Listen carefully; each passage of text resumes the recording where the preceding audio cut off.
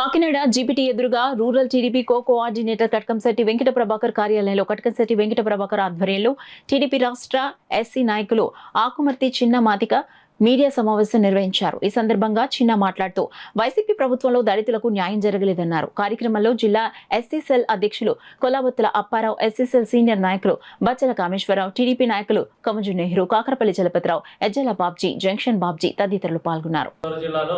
మరి ఇక్కడ సింగంపల్లిలో మామిడికాయ కోసాడని మరి అక్కడ ఉన్నటువంటి వైఎస్ఆర్ పార్టీ నాయకులు కార్యకర్తలు వారిని హత్య చేసి దాన్ని ఉరి కింద చిత్రీకరించాలనే ఆలోచనతో చేయడం జరిగింది.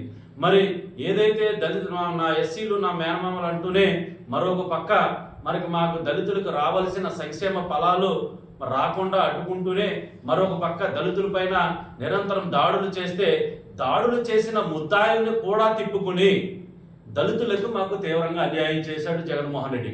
మరి ఈ రోజు చూస్తా ఉంటే ప్రస్తుతం ఎన్నికల సమీపిస్తున్న వేళ మరి ఇప్పుడు జరుగుతున్న పరిణామాలు మేము బయటకు వచ్చి కానీ మాట్లాడకపోతే నష్టపోయేది దళిత గిరిజనులు మాత్రమే, ముఖ్యంగా దళితులు మాత్రమే.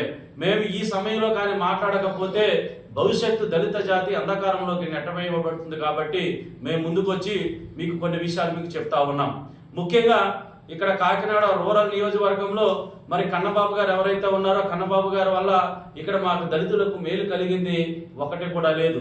మేము జగన్మోహన్ రెడ్డి గారిని ఒకటే అడుగుతా ఉన్నాం, మీరు 2019 నుంచి 2024 వరకు మాకు అన్ని నవరత్నాలతో పాటు మాకు చెప్పకండి అభివృద్ధి అంటే, అమ్మఒడి ఇచ్చారని చెప్పకండి అభివృద్ధి అంటే, ఇళ్ల స్థలాలు ఇచ్చారని చెప్పకండి అభివృద్ధి అంటే, మాకు దళితులకు ప్రత్యేకంగా ఒక పథకం అంటూ ఏదైనా ఉందా?